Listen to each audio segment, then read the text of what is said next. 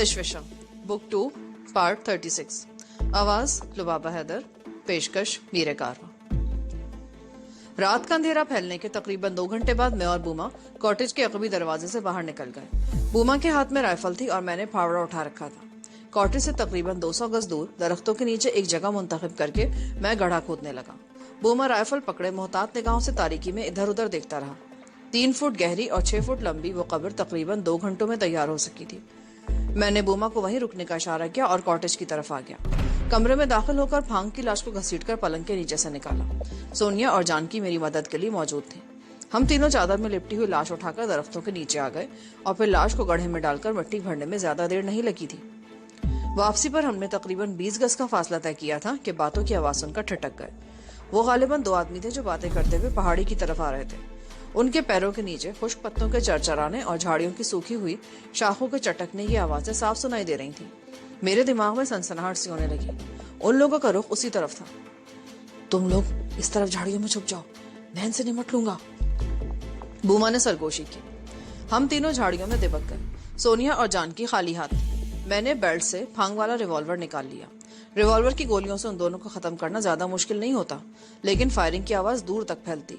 दूसरे लोग भी उस तरफ आ जाते और फिर हमारी मौजूदगी का राज खुल जाता। बूमा चंद गज आगे चला गया था और हम तीनों झाड़ियों में दिबके कदमों और बातों की आवाजें सुनते रहे। ये आवाजें लम्हा बलम्हा नजदीक आती जा रही थी। ए, कौन है? इधर कौन है? रुक जाओ वरना गोली मार दूंगा। ये बूमा की आवाज थी जो उस तरफ आने वालों को ललकार रहा था। ए बूमा, गोली मत चलाना, ये हम है। दूसरी तरफ से फौरन एक आवाज सुनाई दी। वो जो कोई भी था उसने बूमा की आवाज पहचान ली थी। अरे जुआन! बूमा ने मजीद आगे बढ़ते हुए कहा, तुम इस वक्त कहां से आ रहे हो और ये तुम्हारे साथ कौन है? कियांग। मेरे साथ कियांग है। मगर तुम इस वक्त यहाँ क्या कर रहे हो? तुम्हारी टांग कैसी है? टांग की तकलीफ तो मुझे इस वक्त यहाँ लेकर आई है। सारा दिन बेआरामी की वजह से टांग में तकलीफ शुरू हो गई। डॉक्टर ने दर्द रफा करने के लिए जो गोलियां दी थी उनसे भी कोई फायदा नहीं हुआ। मैं उस वक्त बूटी की तलाश में इधर आया था, लेकिन तुम लोग वही ड्यूटी। मदाखलतकारों की तलाश की मुहिम जारी है। लगता है ट्रायंगल के हर शख्स को यही ड्यूटी सौंप दी गई है। वो बहुत खतरनाक लोग हैं। अब तक हमारे 4 आदमियों को मौत के घाट उतार चुके हैं। अगर उन्हें तलाश न किया गया ना तो जनरल खोराट हम सबको जहन्नुम में पहुंचा देगा। वो अपनी दीगर मसरूफियात की वजह से अब तक इस तरफ तवज्जो नहीं दे सका, लेकिन जैसे ही वो फारिग होगा वो यहाँ आकर कयामत मचा देगा और सबको लाइन में खड़ा करके मशीन गन से भून डालेगा। बूमा ने कहा, कमांडर का ख्याल है कि उन लोगों को ट्रायंगल के किसी आदमी की मदद हासिल है। ये कियांग की आवाज थी। वो सब किसी गद्दार की वजह से किसी ऐसी जगह छुपे हुए हैं जहां उन्हें कोई खतरा नहीं हो सकता। और तुमने एक नई बात भी सुनी? वो क्या? बूमा ने पूछा। फांग भी सुबह से गायब है। कियांग ने बताया। वो तो सुबह 11 बजे जनरल खोराट के हेडक्वार्टर गया था। बुलावा आया था उसका, उसने यही कहा था। बूमा ने कहा, उसने कहा तो यही था, लेकिन शाम तक नहीं लौटा तो कमांडर ने फोन करके मालूम किया तो पता चला कि ना तो उसे बुलाया गया था और ना ही वो वहां पहुंचा है। उसके बारे में तमाम चेक पोस्टों से भी मालूम कर लिया गया है। वो कहीं भी नहीं है। कोई उसके बारे में कुछ नहीं जानता। कमांडर को तो शुबा है कि फांगी वो गद्दार है जो मदाखलतकारों की मदद कर रहा है और उसने उन्हें किसी खुफिया जगह पर पनाह दे रखी है। तुम खुद ही सोचो, हम लोग 1 हफ्ते से उन्हें तलाश कर रहे हैं, उनका कोई सुराग नहीं मिला। कमांडर को शुबा है कि अब फांग भी किसी वजह से उनके साथ जा मिला है। कमांडर की नजरों में उसकी सरगर्मियां पहले से ही मशकूक थी। मेरा ख्याल है वो ऐसा नहीं है। यहाँ कोई शख्स जनरल खोराट से गद्दारी का तस्वुर भी नहीं कर सकता। हो सकता है किसी लौंडिया को लेकर वो शराब के नशे में धुत कहीं पड़ा हो। हमारे यूनिट की कोई लड़की भी गायब नहीं है, चौहान ने कहा। अगर सुबह तक फांग वापस ना आया या उसके बारे में कुछ पता ना चला तो जनरल को भी उसके बारे में रिपोर्ट दे दी जाएगी। ठीक है बूमा, तुम अपनी जड़ी बूटी तलाश करो, हम चलते हैं। झाड़ियों में चलने की आवाजें सुनाई देने लगी जो बतदरीज दूर होती चली गई। चंद सेकंड बाद बूमा भी हमारे पास आ गया और सरगोशियों में उन दोनों से होने वाली गुफ्तगू के बारे में बताने लगा। हालांकि हम उसकी सारी बातें सुन चुके थे। 2 मिनट बाद हम भी झाड़ियों से निकलकर कॉटेज की तरफ रवाना हो गए। मैंने वो फावड़ा भी उठा लिया था। किस्मत हम पर मेहरबान थी। हालात भी हमारा साथ दे रहे थे। फांग को उसकी बदकिरदारी की सजा देकर हमने मौत के घाट उतार दिया था और उसकी लाश भी ठिकाने लगा दी थी और उसके बारे में यह समझा जा रहा था कि वो गद्दार है और मदाखलतकारों के साथ मिला हुआ है। जब हम कॉटेज में वापस आए तो रात के 12 बजने वाले थे। फूफा बच्चे के साथ पलंग पर लेटी हुई थी और वो सो रहा था। फूफा हमें देखकर उठ गई और बूमा उसे जोआन और कियांग से होने वाली गुफ्तगू के बारे में बताने लगा। दूसरे दिन बूमा शाम को कंट्रोल रूम से वापस आया तो उसके पास कुछ दिलचस्प खबरें थी। पहली खबर तो ये थी कि आज दिन भर की तलाश के बाद फांग के बारे में यकीन कर लिया गया था कि वो गद्दार था और उसने मदाखलतकारों को कहीं पनाह दे रखी थी और किसी वजह से वो खुद भी उनके पास चला गया। दूसरी खबर ये थी कि हमारे बारे में यह ख्याल तकवियत इख्तियार करता जा रहा था कि शायद हम ट्रायंगल से जा चुके हैं। उस ख्याल की कई वजूहात थी। कत्लो गारत पहले ही रोज हुई थी जिसमें हमारे हाथों 4 मुहाफिज मारे गए थे और उनमें एक लड़की भी शामिल थी। उसके बाद ऐसी कोई गड़बड़ नहीं हुई थी और 50-60 आदमियों की दिन रात की भागदौड़ के बाद हमारा सुराग नहीं लगाया जा सका था। उससे भी ये नतीजा अखज़ कर लिया गया था कि हम लोग डर कर भाग गए थे और फरार होने में फांग ने हमारी मदद की थी और वो भी हमारे साथ ही चला गया था। ये खबरें हमें खुश करने के लिए काफी थी, लेकिन मैं एहतियात का दामन हाथ से नहीं छोड़ना चाहता था। जाहिर है हम मौत के उसी हिसार में थे। हमारी किसी बेपरवाही से हमारा राज फाश हो सकता था, लेकिन हम उस कॉटेज में कैद होकर भी नहीं बैठ सकते थे। हमें यहाँ आए हुए तकरीबन 1 हफ्ता हो चुका था और हमने अभी तक कोई पेशकदमी नहीं की थी। बूमा उस रोज 2 ड्रेस भी चुरा लाया और मैंने उस रात पहला कदम उठाने का फैसला कर लिया। लेकिन सवाल ये था कि हमें उस कॉटेज का पता नहीं था जहाँ दारा वगैरह ठहरे हुए थे। टांग की तकलीफ की वजह से बूमा साथ नहीं जा सकता था, लेकिन जब मैंने उसे अपने प्रोग्राम से आगाह किया तो हुफा हमारे साथ जाने को तैयार हो गई। तुम? मैं ट्रायंगल की ट्रेन गार्ड हूँ। यहाँ मदाखलतकार आते रहते हैं, उनसे मुकाबलों में मैं हिस्सा लेती रही हूँ और मेरा निशाना भी बहुत अच्छा है। और वैसे भी ओखली में सर्दियाँ है तो मूसलों से क्या डरना। पर तुम्हारा बच्चे की फिक्र मत करो। वैसे भी जब हम यहाँ से निकलेंगे तो उस वक्त वो सो रहा होगा और बिलफर्ज जाग भी गया तो माँ की नेमुल बदल तो यहाँ मौजूद है ना, वो संभाल लेगी उसे। उसने मुस्कुराते हुए सोनिया की तरफ देखा। इसका मतलब है कि मैं? हाँ, तुम यहीं रहोगी। मैंने सोनिया की बात काटी। तुम्हें साथ ले जाने का मेरा प्रोग्राम पहले भी नहीं था। मेरे साथ जानकी और हुफा जाएंगी। और फिर रात 1 बजे के करीब हम कॉटेज से निकले। हुफा मेरे और जानकी के दरमियान चल रही थी। हम तीनों ने कमांडो ड्रेस पहन रखे थे। हुफा और जानकी के पास सब मशीन गन्स थी और मेरे पास ऑटोमेटिक राइफल। बेल्ट में रिवॉल्वर भी अड़सा हुआ था। कॉटेज से निकलकर हम कुछ दूर तक सीधे चलते रहे और फिर दाएं तरफ मुड़कर दरख्तों के एक झुंड में घुस गए। बाएं तरफ थोड़े थोड़े फासले पर इक्का दुक्का रोशनियां नजर आ रही थी। मैंने अंदाजा लगाया कि हम एक तवील चक्कर काटकर उन रोशनियों के पिछली तरफ जा रहे थे। तकरीबन 150 गज का फासला तय करने के बाद हुफा रुक गई और एक तरफ इशारा करते हुए सरगोशियाना लहजे में बोली, वो जो सुर्ख रोशनी नजर आ रही है ना, वो कंट्रोल रूम है और उसके दाएं तरफ रिक्रेशन हॉल है। वो जिसकी खिड़की में रोशनी नजर आ रही है, मेरा ख्याल है वहां कोई मौजूद है। हमें मोहतात रहना पड़ेगा।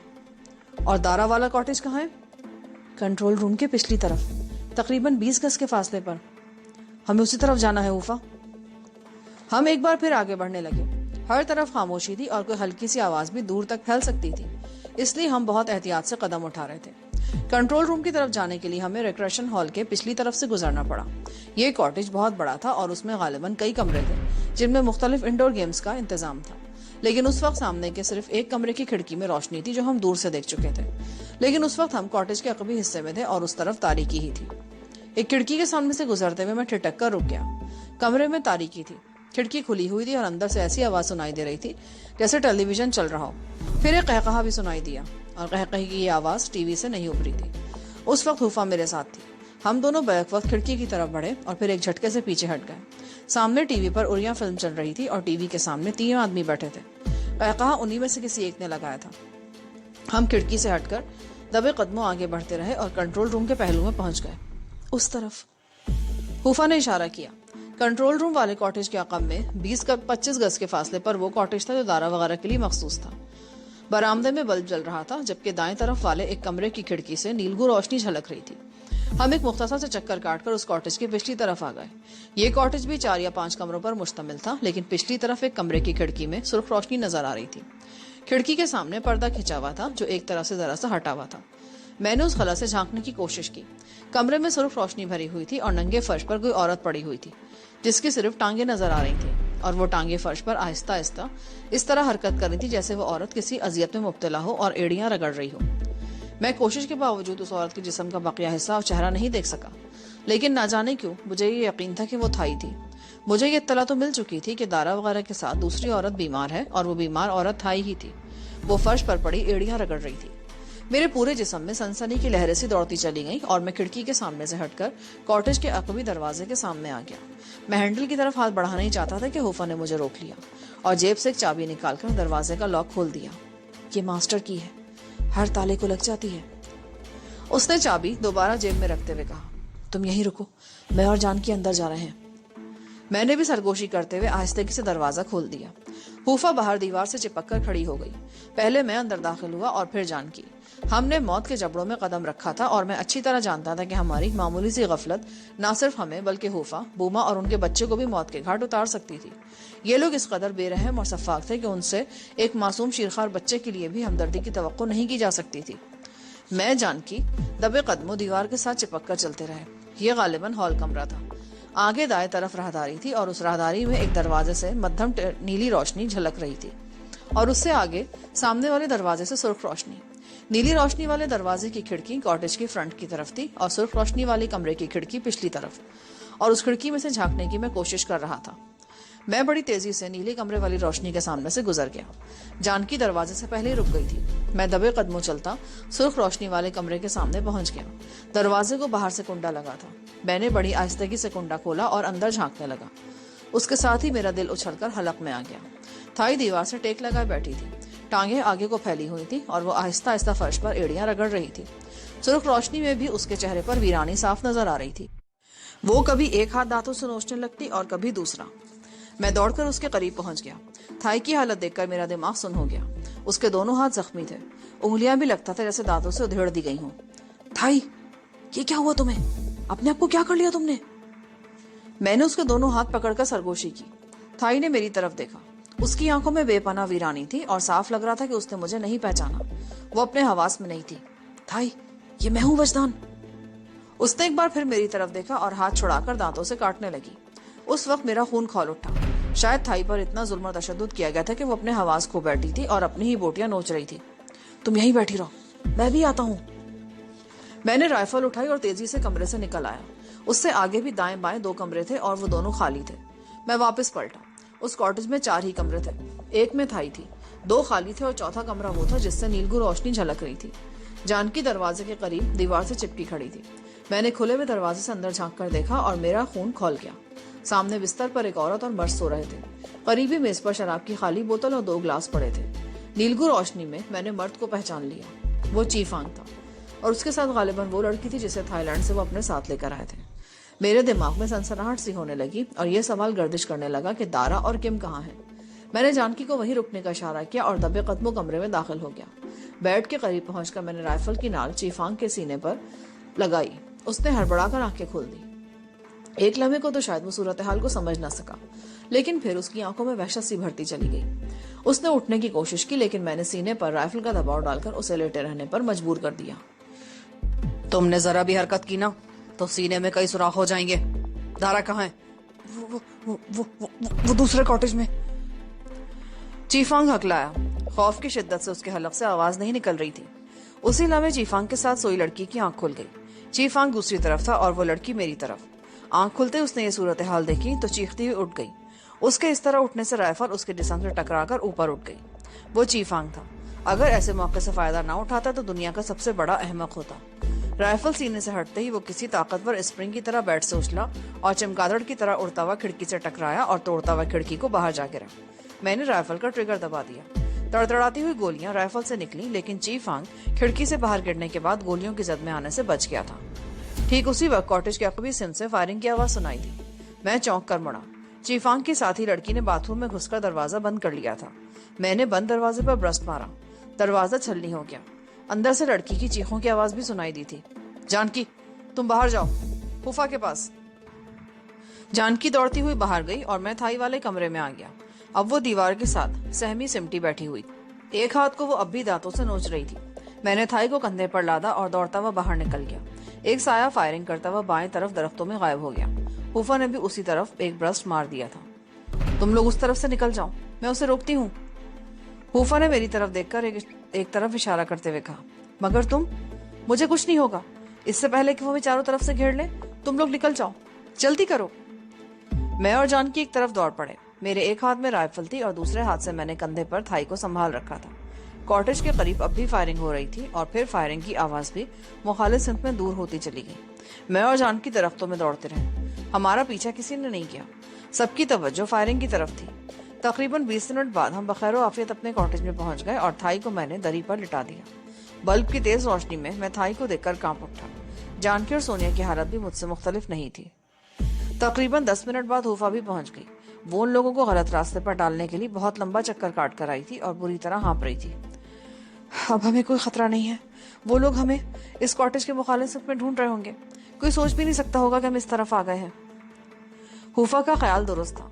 जिस कॉटेज से हम थाई को उठाकर लाए थे उसके दूसरी तरफ बहुत दूर से वक्फे से फायरिंग की आवाजें सुनाई दे रही थी। मैं थाई की तरफ मुतवज्जो हो गया। उसके बाजू पर गोली का जख्म अगरचे मुंदमिल हो रहा था, मगर दूसरे बाजू पर बारीक बारीक लातादाद निशान थे और ये सुइयों के निशानात थे। उसके दोनों हाथ जख्मी थे और दोनों हाथों की दो दो उंगलियों की पोरों से गोश्त गायब था और हड्डियां नजर आ रही थी। अंगूठों के करीब और हथेलियों के किनारों का गोश्त भी उधड़ा हुआ था। वो बरसों की बीमार लग रही थी और आंखों में बेपनाह वीरानी थी। मुझे ये समझने में देर नहीं लगी कि वो इस हाल को कैसे पहुंची थी। उसे हेरोइन का आदी बना दिया गया था और ये हेरोइन गालिबन इंजेक्शन के जरिए उसे दी जाती थी। जब उसका नशा टूटता था तो वो अपने आप को काटने लगती थी। बैंकॉक में मैंने ऐसे कई लोगों को देखा था। हेरोइन के नशे ने उन्हें कहीं का नहीं छोड़ा था और जब नशा टूटता था तो वो अपनी ही बोटियां नोचने लगते थे। थाई मेरे साथ कई बरसों से मौत के इन सौदागरों के खिलाफ जंग लड़ रही थी और हम तसव्वुर भी नहीं कर सकते थे कि एक रोज वो खुद इस लानत का शिकार हो जाएगी। मैंने थाई को सहारा देकर बिठाया। वो हाथ चबाने की कोशिश करते हुए वीरान सी नजरों से हम लोगों की तरफ देखने की कोशिश कर रही थी। साफ जाहिर था कि हम में से किसी को वो पहचान नहीं पा रही थी। मैंने उसके सामने दोनों हाथ पकड़ लिए और उसके चेहरे पर नजरें जमाते हुए कहा, थाई मुझे पहचानो, मैं वजदान हूँ।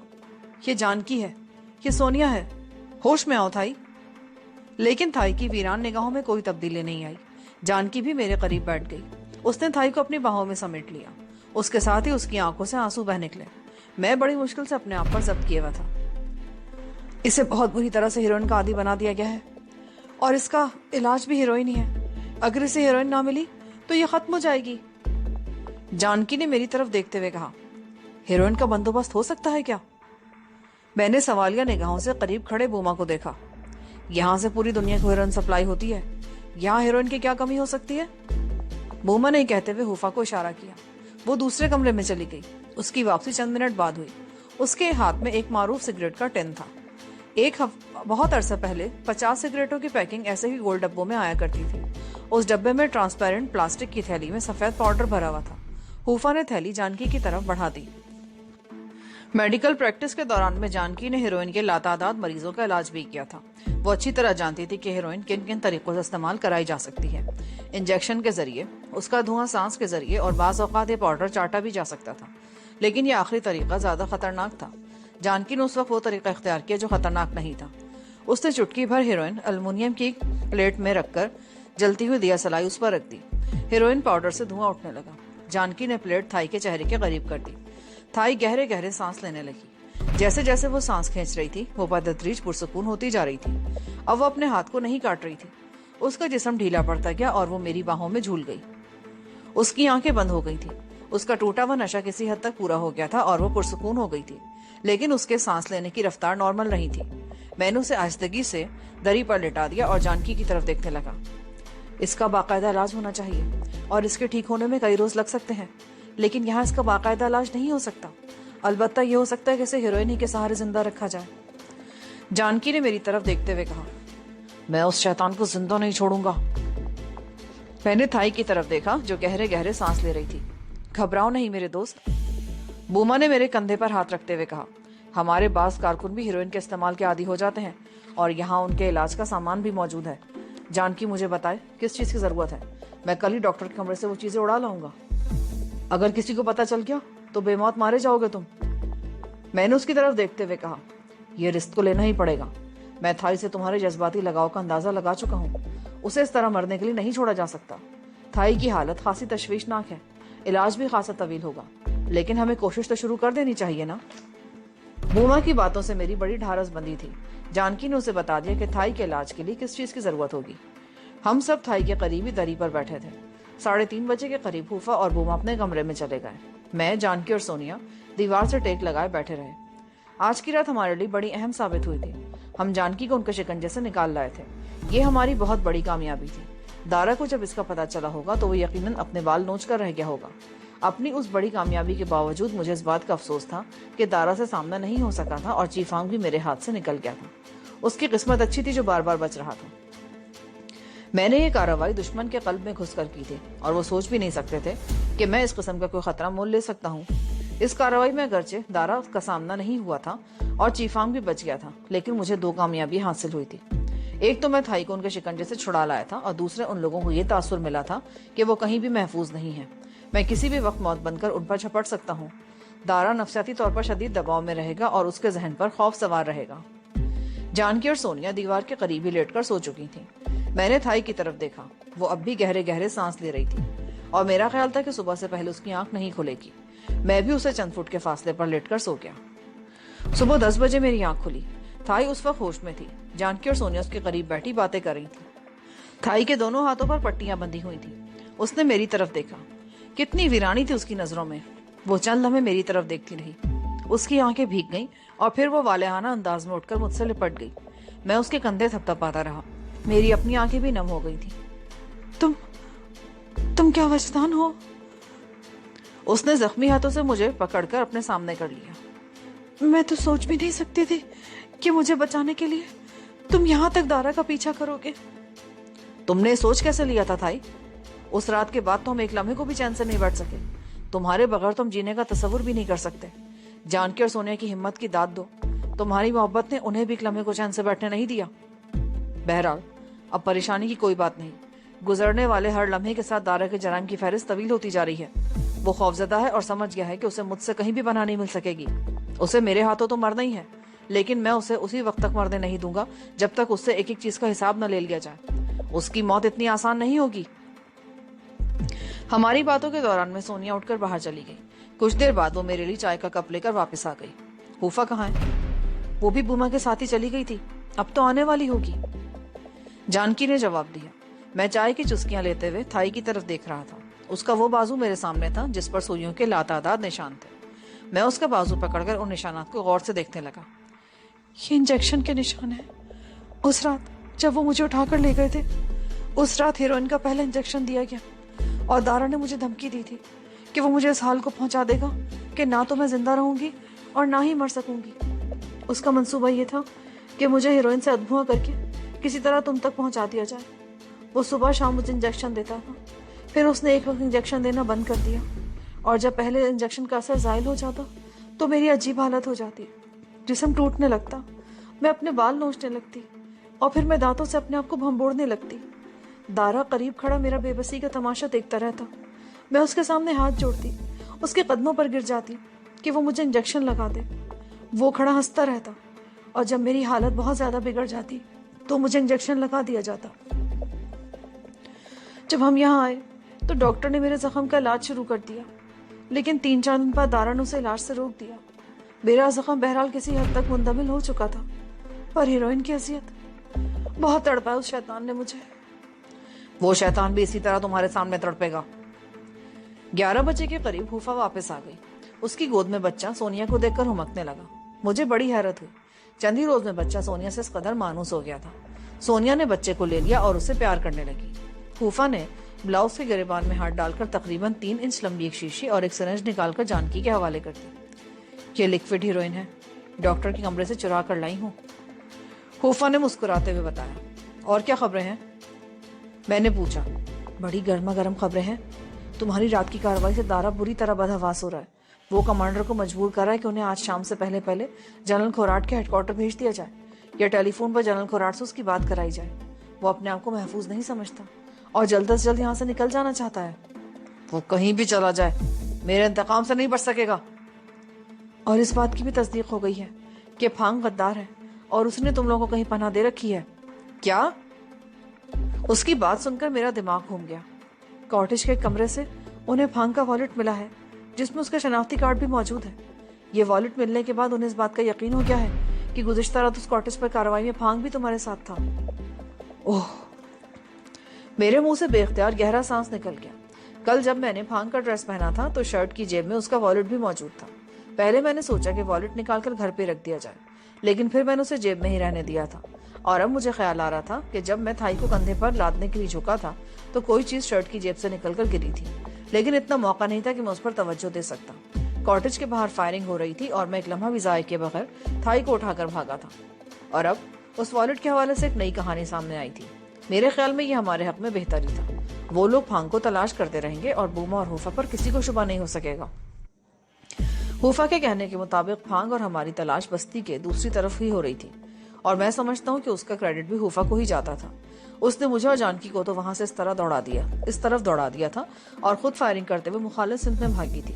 انہوں نے دور تک اس کا تعاقب کیا تھا.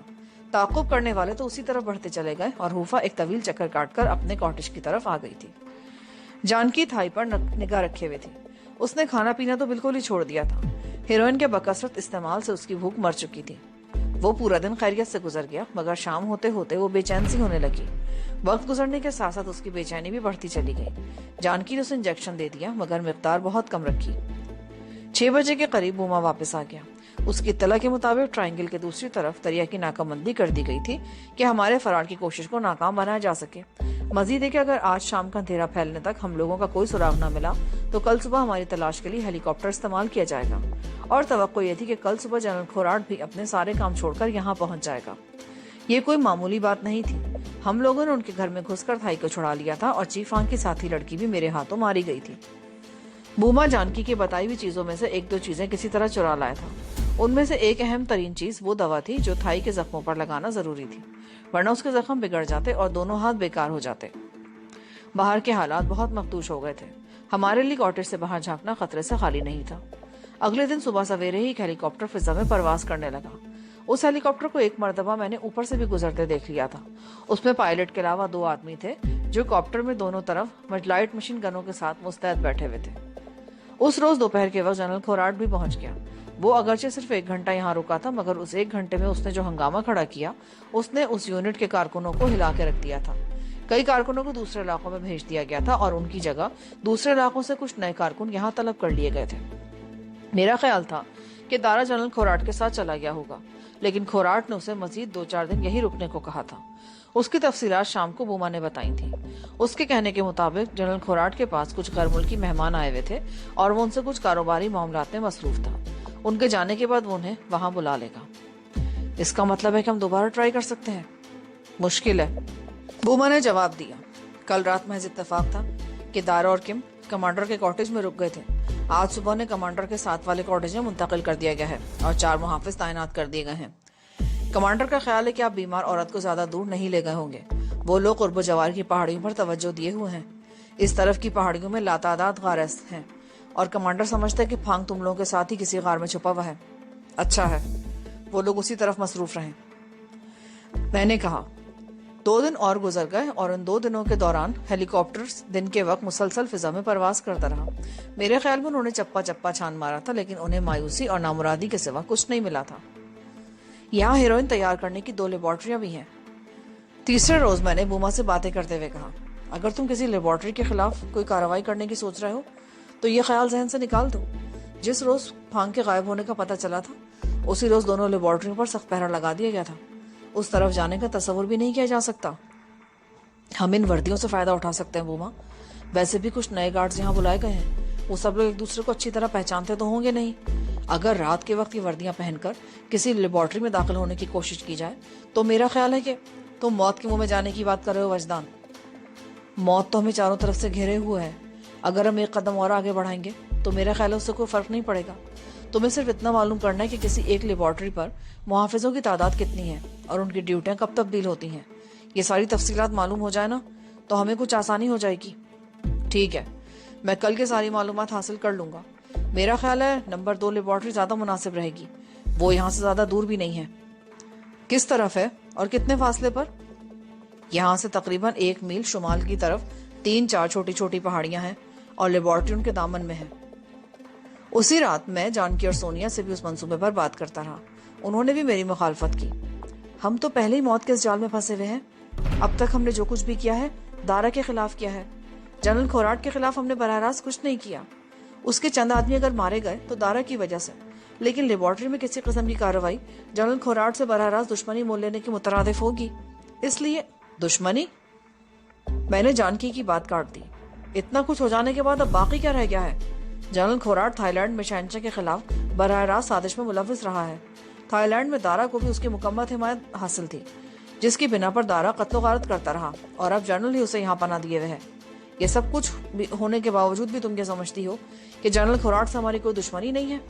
اس کے کئی آدمی اب تک ہمارے ہاتھوں مارے جا چکے ہیں، لیکن اس کی نظروں میں انسانی زندگی کی کوئی اہمیت نہیں ہے۔ انسان اور کتے کا مر جانا اس کے لیے ایک برابر ہے، لیکن وہ اپنا مالی نقصان کبھی برداشت نہیں کر سکے گا۔ میں سمجھی نہیں۔ ہم 1 یا 2 لیبارٹریاں تباہ کر کے دنیا کو پوری طرح ہیروئن کی لعنت سے نجات نہیں دلا سکتے، لیکن جنرل کھوراٹ یہ نقصان برداشت نہیں کر سکے گا۔ یہ نقصان چونکہ دارا کی حمایت کی وجہ سے ہوگا، اور ہو سکتا ہے کہ وہ اس حمایت سے دستبردار ہو کر دارا کو ٹرائنگل سے ہی نکال دے۔ یہ ہے نکتے کی بات۔ تمہارا مطلب ہے کہ وہ دارا کو گولڈن ٹرائنگل سے نکال دے گا تو ہم بھی، تم ٹھیک سمجھی، ہم بھی یہاں سے نکل جائیں گے، اور پھر دارا اور اس کے ساتھی کی گردن ناپنا آسان ہو جائے گا۔